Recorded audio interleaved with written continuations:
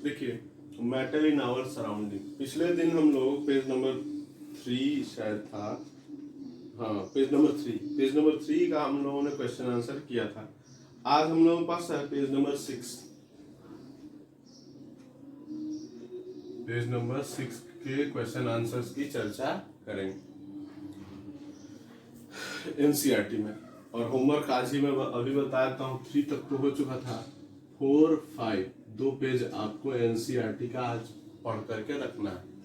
और इसमें जो भी प्रॉब्लम होगा उसको पूछना है, कहीं भी एक एक लाइन पढ़ना है और एक्टिविटी इवन पढ़ना है। एक्टिविटी में भी कोई प्रॉब्लम हो तो आप पूछें, एक्टिविटी भी बहुत इंपॉर्टेंट है। हर एक चीज हम लोगों को आना चाहिए समझ में, ठीक है।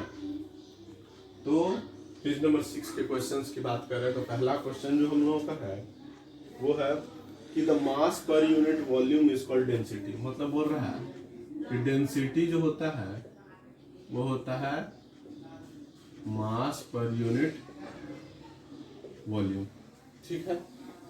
अब क्वेश्चन अभी मैंने नहीं पढ़ा, लेकिन मैं आपको तुरंत इसको एक चीज जोड़ के बता दूं कि मैंने आपको एक सेक्शन लिखाया था डेंसिटी वाइज। तो डेंसिटी में हमारे पास तीनों स्टेट ऑफ मैटर को कंपेयर मैंने किया था। तो उसमें मैंने क्या बताया था कि सॉलिड की डेंसिटी सबसे ज्यादा होती है, लिक्विड की उससे कम, और गैस की सबसे कम। अब क्वेश्चन जो आपका है ये उसी बात पर आधारित है। अब इस क्वेश्चन में हमारे पास कुछ चीजें हैं जिनको अरेंज करना है इंक्रीजिंग ऑर्डर में, इंक्रीजिंग ऑर्डर ऑफ डेंसिटी में। एयर है, फिर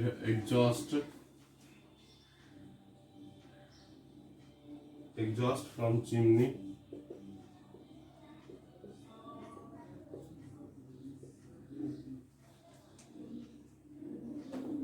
हनी, वाटर, chalk,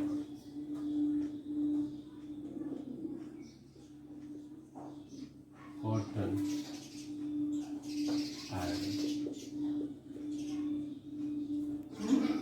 ये आपका ये क्वेश्चन है हमारे पास जिसमें हम लोगों ने ये लिखना है हम लोगों को क्या कि कैसे हम लोग इसको कन्वर्ट करेंगे, कैसे ये सब चीजें होंगी।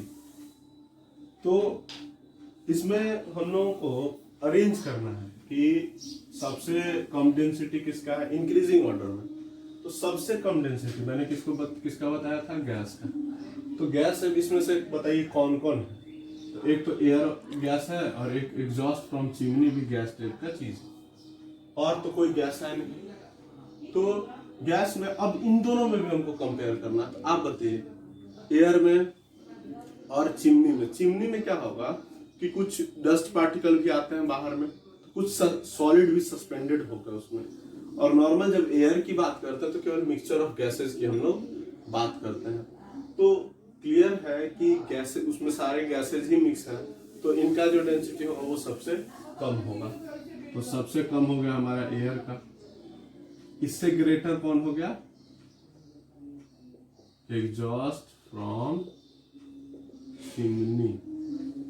अब ये तो हो गया हमारा इसका गैस का। अब आगे हम लोग बढ़े तो इसमें हम लोग यदि बात करेंगे कि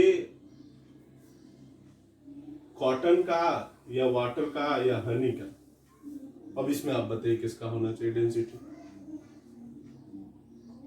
यहां पर जब हम लोग यहां बात करेंगे तो हम लोग देखेंगे कि सबसे जो इसमें डेंसिटी में लिक्विड में बात करें तो वाटर है हमारा और हनी है। लेकिन इसके साथ साथ हम लोग ये भी इनकार नहीं कर सकते हैं कि कॉटन भी एक स्पॉन्जी सब्सटेंस है जिसमें डेंसिटी कम पाई जाएगी। तो हमारा जो यहाँ पे डेंसिटी होगा वो उसके बाद हम लोग चिमनी तक कर ली। अब हमारे पास ये 3 ऑप्शन हमारे पास है। तो सिंपल बात है, लिक्विड पर आता तो एकदम ये तो पूरी तरह लिक्विड है तो इसका कम ही डेंसिटी होगा, वाटर। अब कॉटन और हनी में बहुत लोग सोचेंगे कि हनी तो सर लिक्विड टाइप, लिक्विड नहीं है, वो विस्कस सब्सटेंस है और एक तरीके से वो क्या है तो वो सेमी सॉलिड टाइप का चीज है। तो हमारा कॉटन और हनी की लड़ाई है। तो कॉटन में क्या है, आप देखे होंगे कि स्पेस, ये क्या कहते हैं, उसमें बहुत ज्यादा अंदर में भी पाया जाता है, एयर स्पेसेज होते हैं। तो इस वजह से वाटर के बाद जो स्थान है वो कॉटन का हो जाएगा। कॉटन से ज्यादा किसका हो जाएगा, हनी। अब हम लोगों के पास बच गया चौक और आयरन। तो चौक और आयरन में आप लोग सब लोग जानते हैं किसका ज्यादा होना चाहिए। तो इसके बाद चौक का, और सबसे ज्यादा डेंसिटी हो जाएगा आयरन का। तो इस ढंग से हमारा ये जो पहला क्वेश्चन था ये क्लियर हुआ। सेकंड क्वेश्चन हम लोग का है, वो आप लोग देखिएगा, tablet the differences in characteristic of state of matter. मतलब स्टेट्स ऑफ मैटर हमारे पास सॉलिड, लिक्विड और गैस, तीन है। तीनों में डिफरेंस क्या क्या है, तो इसमें तो आपको बताना ही नहीं। एक स्पेशल वीडियो 2-3 दिन पहले मैंने आपको बताया था, उसमें 9 डिफरेंसेस बताए थे। 9 पॉइंट से हम लोगों ने इसको कंपेयर किया था। तो आप लोग उस वीडियो को देखिएगा, ऐसे भी नोट्स भी होगा आपके पास यदि, तो उससे आप आराम से इसको लिख सकते हैं। बहुत ही आसान क्वेश्चन है। इसके बाद इसी कड़ी में सेकंड क्वेश्चन है हम लोग का, comment upon following: rigidity, compressibility, fluidity, filling a gas container, shape, kinetic energy and density. मतलब इन तीनों स्टेट्स ऑफ मैटर के पार्टिकल्स का इन सब पे कमेंट करना है, या आपको इन सब के बारे में लिखना है। तो आप सब जानते ही हैं रिजिडिटी क्या है, कंप्रेसिबिलिटी क्या है, काइनेटिक एनर्जी क्या होगा, किसका ज्यादा होगा, किसका कम होगा। तो इन सब पॉइंट्स को लेकर के उसमें कंपेयर आप कर दीजिएगा। तो यही है आपका क्वेश्चन नंबर 2। मतलब ये जो पॉइंट्स आपको दिए गए हैं, रिजिडिटी के आधार पर क्या होगा, सॉलिड सबसे ज्यादा रिजिड, लिक्विड उससे कम, गैस सबसे कम।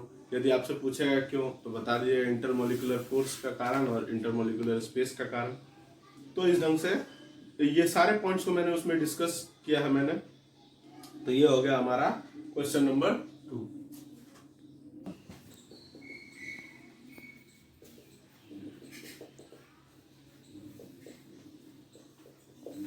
देखिए नेक्स्ट क्वेश्चन जो हम लोग का है वो गिव रीजन से रिलेटेड क्वेश्चन है। तो पहला क्वेश्चन हम लोग का, gas फिल्स the container in which completely in which it is kept. मतलब जिस गैस को जिस कंटेनर या वेसल में रखेंगे तो उसको ये पूरी तरह भर देता है।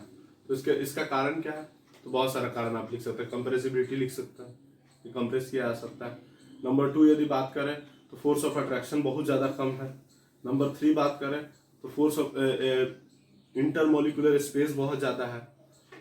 तो इन सब बातों को आप मिलाकर के आंसर इसका कर देंगे कि इसी वजह से इसको पूरी, ये बर्तन को पूरी तरह भर देता है जिसमें इसको रखा जाता है। ठीक है, ज्यादा से ज्यादा गैसेज को उसके अंदर रखा जा सकता है क्योंकि उसको कंप्रेस किया जा सकता है।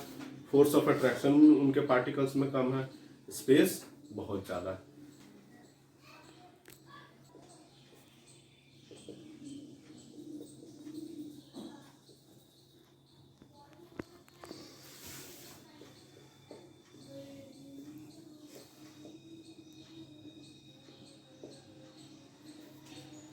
अब देखिए नेक्स्ट क्वेश्चन हम लोग का, a gas exert pressure on walls of the container. यदि ये कंटेनर है और इसके अंदर गैसियस पार्टिकल्स हैं, इस ढंग से गैसियस पार्टिकल्स हैं, तो क्या होता है, गैसियस पार्टिकल्स में हम लोगों ने पढ़ा था डिफ्यूजन का रेट सबसे फास्टर होता है। यानी पार्टिकल जो है वो रेंडमली इधर उधर वाइब्रेट होंगे और वाइब्रेट होने के दौरान ये आपस में टकराएंगे और बहुत फास्ट टकराएंगे।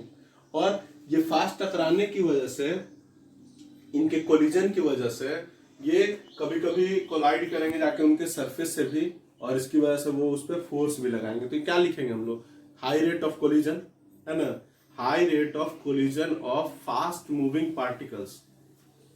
ये जो कोलिजन का रेट है बहुत हाई होता है जो ये फास्ट मूविंग पार्टिकल्स करते हैं, और इसी वजह से उसके जो ये जो कंटेनर होता है उसके वॉल्स पे बहुत ज्यादा प्रेशर हम लोगों को महसूस होता है।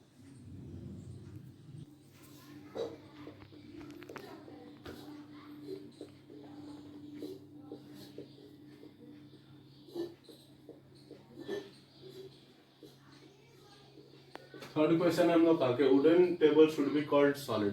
क्यों सॉलिड बोलेंगे? 50 कारण है इसका। It has fixed shape, it has fixed volume, सब लिख सकते हैं आप।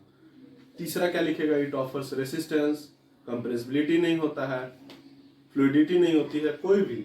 इसमें आप 2-4 रीजन, 4-4 रीजन, 5-5 रीजन मैंने बताया, जो आपको सबसे ज्यादा अप्रोप्रिएट लगे आप उसको लिख सकते हैं, सारा सही होगा। नेक्स्ट क्वेश्चन चलेंगे तो ये है we can easily move our hand, मैं बता दे रहा हूँ केवल ऐसे ही, we can easily move our hand in air but to do same through a solid block of wood we need a karate expert. मतलब बता रहा है कि हवा में हम अपना हाथ ऐसे ऐसे हिला सकते हैं, लेकिन यदि बीच में बहुत सारी लकड़ियां आ जाए तो हम लोग नहीं हिला सकते हैं, उसके लिए कराटे एक्सपर्ट की जरूरत पड़ेगी। क्यों?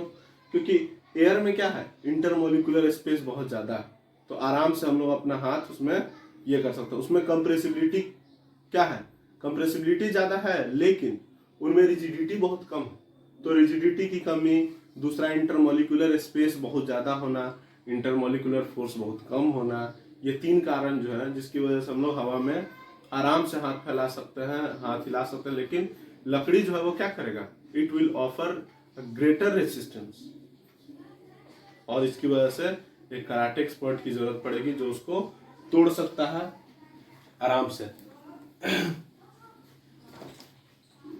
तो ये हो गया हम लोगों का क्वेश्चन नंबर 3 तक। अब क्वेश्चन नंबर 4 की ओर चलते हैं हम लोग। लास्ट क्वेश्चन हम लोग का है, बड़ा अच्छा क्वेश्चन है लास्ट, कि liquid generally have lower density as compare to solids but you must have observed ice float on water. बहुत इंटरेस्टिंग क्वेश्चन है। यदि हम लोग बात करें 1 kg या 1 लीटर वाटर को हम बनाना चाहें आइस, 1 kg वाटर ही ले लीजिए, चलिए कोई बात नहीं, 1 kg वाटर को आइस बनाते हैं, तो मास तो दोनों का सेम है, लेकिन जब ये बनेगा आइस तो बीच में स्पेसेज कुछ छूट जाते हैं, अंदर में जो हाइड्रोजन बॉन्डिंग की वजह से स्पेसेज कुछ छूट जाते हैं, जिसकी वजह से इसका वॉल्यूम जो है, आइस का वॉल्यूम क्या हो जाता है, बढ़ जाता है। और आइस का वॉल्यूम बढ़ गया और इसका वॉल्यूम कम रह गया, तो इसकी डेंसिटी क्या हो जाएगी, ज्यादा, और इसकी डेंसिटी कम। तो अब डेंसिटी कम किसका हो गया, आइस का। सॉलिड होते हुए भी आइस की डेंसिटी क्या हो जाती है, कम हो जाती है, due to more spaces of hydrogen bonding inside the ice. तो ध्यान यही रखना है कि वॉल्यूम जो है वो बढ़ जाता है जब हम लोग इक्वल अमाउंट ऑफ वाटर को यदि फ्रीज करें आइस में, तो वॉल्यूम जो है वो बढ़ जाता है, जिसकी वजह से फाइनली डेंसिटी घट जाती है। और हम लोग जानते हैं कि कम डेंसिटी वाला चीज ज्यादा डेंसिटी वाली चीजों पर फ्लोट करता है, तो इस वजह से आइस जो है वो फ्लोट करता है। नेक्स्ट वीडियो में कल हम लोग अगले पेज का क्वेश्चन आंसर करेंगे, नेक्स्ट इंटेक्स क्वेश्चन का करेंगे, जो आपका पेज नंबर है पेज नंबर 9। पेज नंबर 9 पर अब आपका नेक्स्ट क्वेश्चन आंसर है, और अभी आपका हो रहा था पेज नंबर 6, पेज नंबर 6 अभी हम लोग कर रहे थे, 6 का कर लिया आज हम लोग क्वेश्चन आंसर। इसको आप लिख करके भेज दीजिएगा, और आगे 9 करेंगे हम लोग कल, जिसके लिए आप 9 पेज नंबर तक का पूरा एनसीईआरटी बढ़िया से पढ़ के रखिएगा।